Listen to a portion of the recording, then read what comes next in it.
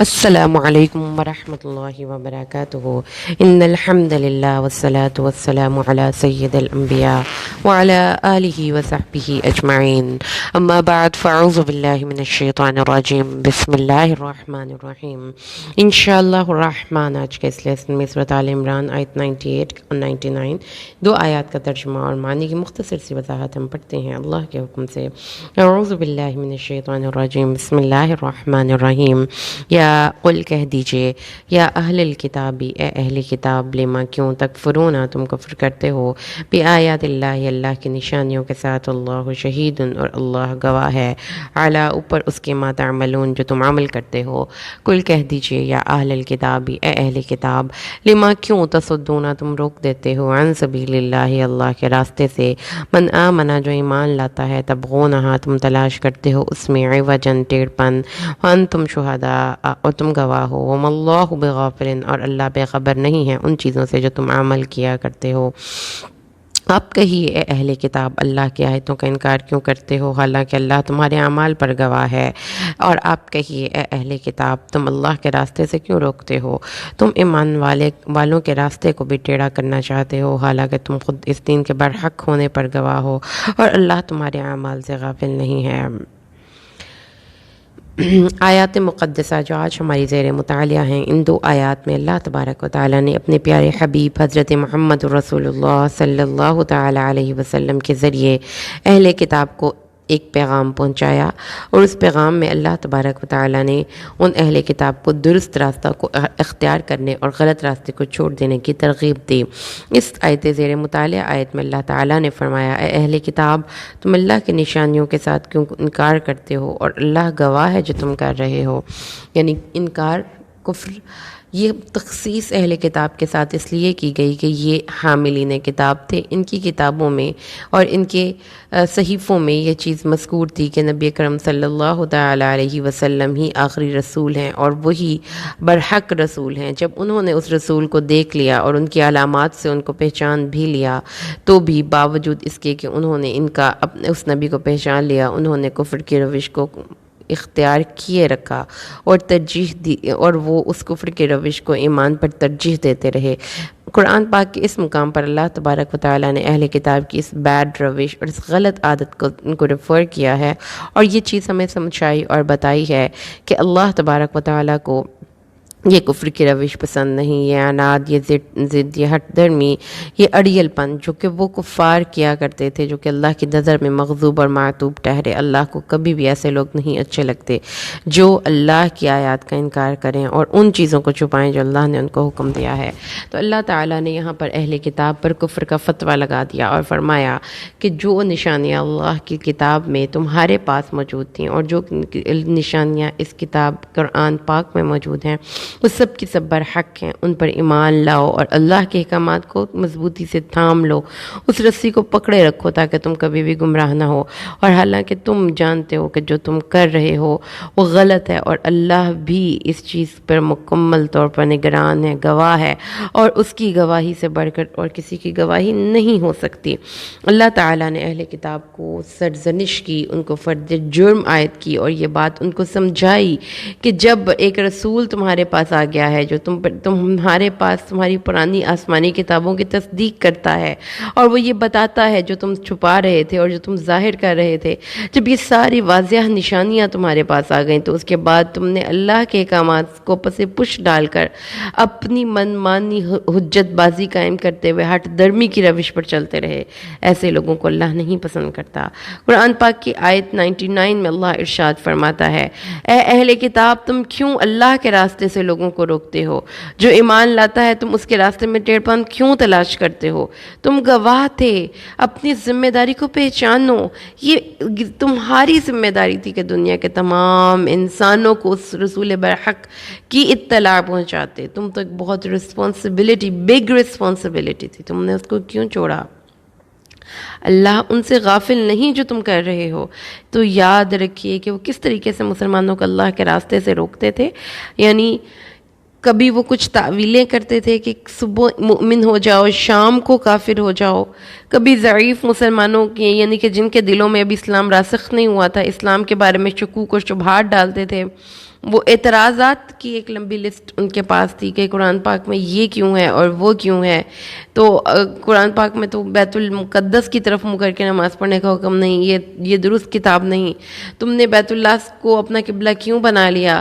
تمہاری کتاب میں ناسخ اور منسوخ احکامات کیوں ہیں؟ تمہاری کتاب میں یہ مچھر کا ذکر کیوں آ گیا بھائی؟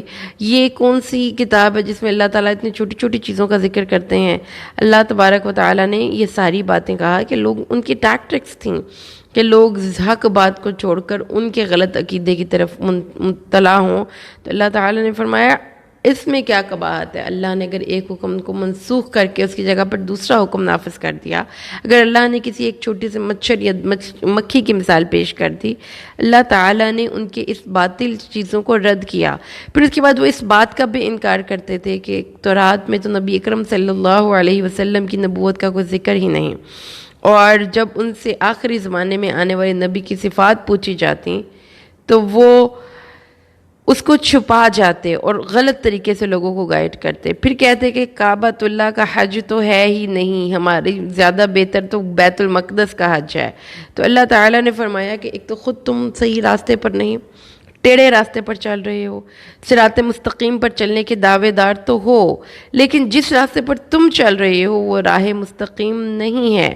تم گواہ رہو کہ تورات میں مذکور ہے کہ اللہ کے دین کے علاوہ کسی اور دین کو قبول اللہ نہیں کرے گا، اور نبی کرم صلی اللہ علیہ وسلم کی نبوت پر دلالت کرنے والے معجزات کا ظہور اس بات پر گواہ ہے کہ اللہ کے نبی ایک سچے نبی ہیں. اللہ تعالیٰ نے یہ بات منع کی کہ اس کے راستے سے کسی کو روکا جائے، اور اس کی روکنے کی بہت سی فارمز ہیں. تو جو ایک روکنے کا ایک لفظ یہاں پہ ہم نے پڑھا ہے لما تصدون عن سبیل اللہ، تو اللہ تعالیٰ نے قرآن پاک میں یہ ورڈ کہاں کہاں پر استعمال کیا ہے. آئیے ہم اس کی ڈکشنری سے پڑھ کر سمجھتے ہیں. دال تم کیوں روکتے ہو، اس کا جو روٹ ہے وہ ہے دال، جس کا مطلب ہے روکنا یا منع کرنا، اور یہ جو ہے مقابل آتا ہے خوشگوار چیزوں کے، یعنی کہ جو چیز تنگ ہوتی ہے نا اس کے لیے آتا ہے. کسی چیز سے روگردانی کرنا یا اعراض برتنا. تو اللہ تعالیٰ نے فرمایا ہے کہ جو چیز شور، قرآن پاک میں اللہ تعالیٰ نے فصدا یصدو صدیدن، اس نے شور و غوغا کیا، چیخو پکار کی. صدید کھولتا ہوا گرم پانی بھی ہے جو کہ زخموں سے رسنے والا خون آلود پانی، جہنمیوں کی کھال سے ٹپکنے والا پانی. تو کھیتوں کی جو کسی بھی چیز کی نشو و نما ٹھنڈے پانی سے ہوتی ہے، ٹھیک ہے. تو جب کھولتا ہوا پانی ہے نا یہ صدید، تو وہ پودوں کو جلا دیتا ہے. لہٰذا جو بندہ اس روش پر چلے گا نا، یعنی اب اعراض کی روش پر اور لوگوں کو منہ موڑنے کی روش پر، تو پھر آپ دیکھیں نا کہ جب آپ نے کسی منزل تک پہنچنا ہوتا ہے تو آپ کی ڈائریکشن بہت امپورٹنٹ ہوتی ہے. اگر آپ اپنا منہ پھیر کر چل رہے ہوں یا آپ چل کدھر رہے ہوں اور دیکھ کدھر رہے ہوں تو ٹکر لگنی بھی لازمی ہے، اور دوسری صورت میں کوئی بڑی چوٹ بھی لگ سکتی ہے. اور اس چوٹ سے اگر آپ نے سبق نہ سیکھا اور اگلی دفعہ پھر اسی روش پر چلتے رہے، یعنی کہ اسی طریقے سے چلتے رہے، تو آپ کبھی بھی نہیں منزل تک پہنچ سکتے. اللہ تعالیٰ نے یہاں پہ یہ لفظ لکھا ہے صدید. تم کیوں روکتے ہو؟ اللہ کے راستے سے روکنا تمہیں بنتا ہی نہیں. تم سیدھے کیوں نہیں چلتے؟ مطلب آپ اس کی ویژول امیجری لینا، کوئی بندہ چل رہا ہو اور اس نے منہ موڑ کے چل رہا ہو، مطلب چلنا اس نے سامنے اور دیکھ وہ سائڈ پہ رہا ہو، یہ ادھر دیکھ رہا ہو، تو وہ ایک منزل سے فوکس ہو کے نہیں چل رہا. تو سامنے رسول ہے، بیٹھا ہوا ہے اپنی نشانیوں کے ساتھ، وہ کبھی ادھر منہ کر رہے ہیں کبھی ادھر منہ کر رہے ہیں. Visual imagery. تو اللہ تعالیٰ ان کو پکڑ پکڑ کر لا رہے ہیں اور کہہ رہے ہیں کہ دیکھو یہ رسول ہے، یہی وہ رسول ہے. تو وہ کہتے ہیں نہیں ماننا ہی نہیں. تو اللہ تعالیٰ کہتے ہیں خود تو نہیں مانتے، تو ایک درجہ آگے جا کے وہ کہتے ہیں ہم تو ڈوبے ہیں صنم، تم کو بھی لے ڈوبیں گے. بھائی جو مانتا ہے اس کو بھی، اس کے دل میں بھی شبہات تو پیدا کرو نا. چلو کوشش تو کرو، کوئی شبہ آ گیا تو چلو اپنے مقصد میں ہم کامیاب ہو جائیں گے. تو اب اندازہ لگا رہے ہیں کہ کیسا کریکٹر یہاں پہ اللہ تعالیٰ پیش کر رہا ہے. ہٹ درمی اور ضد میں حد درجہ کانفیڈنٹ. جو غلط کر رہے ہیں صحیح کر رہے ہیں. اب اس غلط، جو بندہ غلط کر کے بھی خود کو صحیح جسٹیفائی کرے، اس کو کون سمجھا سکتا ہے؟ تو وہ غلط کر کے منہ رو گردانی کر رہے ہیں. اور اللہ تعالیٰ فرماتے ہیں ان کی مثال ایسی ہی ہے جیسے کھولتا ہوا پانی کوئی کسی کھیت میں ڈال دے، تو اس پانی سے اس کھیت کو فائدہ کوئی نہیں ہوگا، اس کے پودے، اس کی جڑیں سب کچھ جھلس جائے گا۔ تو ان کے اعمال کی اس بد اخلاقی کی وجہ سے، اس صدود کی جو ایک روش پہ چلنے کی وجہ سے اس کے اندر خیر کی ساری جتنی بھی چانسز تھے وہ جل کر راکھ ہو گئے۔ اب وہ اسی طریقے پہ رہیں گے۔ لما یصدون عن سبیل اللہ من آمن تبغونہا عوجا، اور تم کیا کرتے ہو، خود تو مانتے نہیں، اور جب کوئی اور مومن ایمان لانے لگتا ہے تو تم اس کے لیے عوج کا راستہ تلاش کرتے ہو، اور وہ عوج کیا ہے، وہ راستے سے بھٹکا دینا ہے۔ اللہ تعالیٰ فرماتے ہیں اس نظام میں داخل نہیں ہونا چاہتے نہ ہو، تمہاری اپنی چوائس ہے، لیکن جو ہو رہا ہے اس کو کیوں روک رہے ہو بھائی، اس کے لیے کیوں عوج، اور کیوں، مطلب ایک بیڈ وش کی سب سے بہترین اگزامپل ہے یہاں پہ کہ ہم نے خود بھی نہیں ماننا اور کسی کو بھی نہیں اچھا ملنے دینا۔ یہ ہے ایک، وہ مسلمانوں کے ساتھ بیڈ وش کر رہے تھے، اور اس کی روش کیا تھی کہ نہ ہم خود مانیں گے نہ ہم کسی کو ماننے دیں گے، ہم خود بھی تو وہ خیر، ان کو کیونکہ پتا تھا کہ خیر ہے یہ۔ تو عوج کا لفظی معنی ہوتا ہے عوجا یعوجو، ٹیڑھا ہونا، العوج فی الارض، زمین کا ناموار ہونا، عاج منہ سے لوٹ گیا۔ عوج اس ٹیڑھے پن کو کہتے ہیں جو آنکھ سے دیکھا جا سکے، اور عواج اس ٹیڑھے پن یا ناہمواری کو کہتے ہیں جو ہم اپنے دل کی آنکھ سے یعنی کہ بصیرت سے دیکھ سکیں، جیسے معاشرے کی ناہمواریاں، زندگی کا ٹیڑھا پن۔ تو قرآن پاک میں اللہ تعالیٰ نے فرمایا ہے وَيَبْغُونَهَا عِوَجًا، جب قرآن پڑھا جاتا ہے تو لوگ کیا کہتے ہیں کہ قرآن جو سیدھے راستے کی طرف رہنمائی دیتا ہے، اس راستے کی طرف تو کسی کو چلنے ہی نہ دیا جائے، اور ان راستوں کی طرف لے جاتے ہیں جو راستے درست نہیں، سیدھے نہیں، ٹیڑھے ہیں۔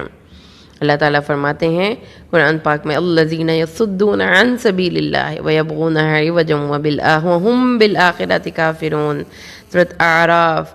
وہ لوگ جو اللہ کے راستے سے روکتے ہیں، صدود کرتے ہیں اپنے سینوں کو بھی اور دوسروں کو بھی، اور کوشش کیا کرتے ہیں، اللہ کے راستے کے مقابلے میں، سیدھے اور صراط مستقیم کے مقابلے میں چھوٹے ٹیڑھے راستوں پر چلیں، اور آخرت سے انکار کرتے ہیں۔ لا تقعدوا بكل صراط توعدون وتصدون عن سبیل اللہ من آمن به تبغونها عوجا، جو بھی ایمان لاتا ہے تم پیچھے پڑ جاتے ہو اس کی، اب تو اس کو نہیں چھوڑنا بھائی، اب تو اس کو نہیں چھوڑنا، اس کو تو اب اس ٹیڑھے راستے کی طرف کھینچ کے لانا ہی لانا ہے، اس کے دین کے بارے میں اس کے ذہن میں شکوک و شبہات پیدا کرنے ہی کرنے ہیں۔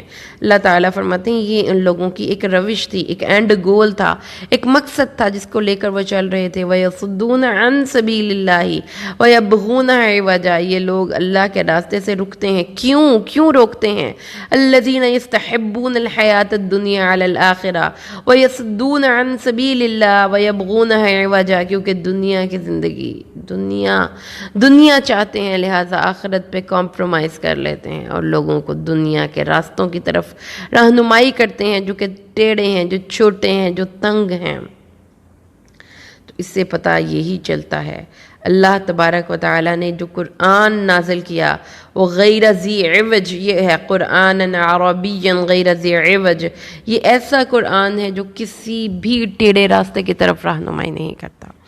تو ایک کیریکٹر بلڈنگ ہو رہی ہے یہاں پہ۔ ہمیں ان آیات کو پڑھ کر اپنی ذات کا جائزہ لینا ہے کہ کیا ہم اللہ کی آیات کے ساتھ یہی روش تو بنی نہیں، یہی روش تو اپنائے ہوئے نہیں ہیں کہ ہم اللہ کے راستے میں سے لوگوں کو روکتے ہیں اور پھر اس راستے پر لوگوں کے لیے ٹیڑھا پن تلاش کرتے ہیں، سیدھی راستے کی طرف نہیں چلنے دیتے۔ وہ کوئی چیز بھی کیوں نہ ہو، وہ آپ کی تعویلات ہیں، وہ آپ کی ایکسپلینیشنز ہیں، وہ آپ کے دین کے بارے میں وہ تمام کی تمام کمنٹریز ہیں، وہ اس کے اوپر کیے جانے والے سب اعتراضات ہیں، یہ سب کے سب اس میں آتا ہے، جو اس دور میں بھی یہود کیا کرتے تھے اور جو آج کے دور میں بھی ہو رہا ہے۔ اس دور میں ان کے پاس کوئی نیگیٹو پروپیگنڈا کرنے کا ایک پراپر سورس نہیں تھا، اب ان کے پاس ٹی وی ہے، اب موبائل فون کی ایپس ہیں، اب وہ سب کچھ ہے جس کی بنیاد، جس کو کہ وہ آرگنائزڈ پروپیگنڈا کر کے دین اسلام کے امتیازی شاعر کو ہی آج مسلمانوں کے لیے ایک شیم کی چیز بنا دیا گیا ہے، ایک ٹیبو بنا دیا گیا ہے۔ یہ وہ چیزیں ہیں جو اس دور میں بھی یہود کیا کرتے تھے، اور کمزور ایمان والے مسلمان اس دور میں بھی ان کے پیچھے لگ پڑے، اور جو آج کے دور میں بھی کرتے ہیں، اور کمزور ایمان والے مسلمان آج بھی ان سے متاثر ہوتے ہیں۔ اس لیے اللہ سے دعا کریں کہ اللہ تبارک و تعالیٰ قرآن کو سمجھ کر پڑھنے کی، اس پر عمل کرنے کی ہمیں توفیق عطا فرمائے، ہمیں یہ سمجھائے کہ اللہ کو کیسے لوگ نہیں پسند، بھئی ایسے لوگ نہیں پسند جو اللہ کے سامنے اپنے آپ کو روک لیں اور جو زمین میں ان کی درستگی کے بعد فساد مچائیں اور جن کے دل ٹیڑھے ہو چکے ہوں۔ اللہ سے دعا ہے اللہ ہمیں قرآن کو سمجھ کر عمل کرنے کی توفیق عطا فرمائے، اس کی برکت سے ہماری نسلیں سنوارے۔ اللہ تبارک و تعالیٰ ہمارا سب کا حامی و ناصر۔ السلام علیکم ورحمۃ اللہ وبرکاتہ۔